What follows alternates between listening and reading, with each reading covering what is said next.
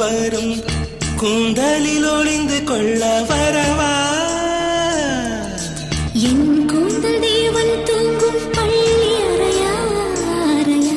மலர் சூடும் வயதில் என்னை மறந்து போவதுதான் முறையா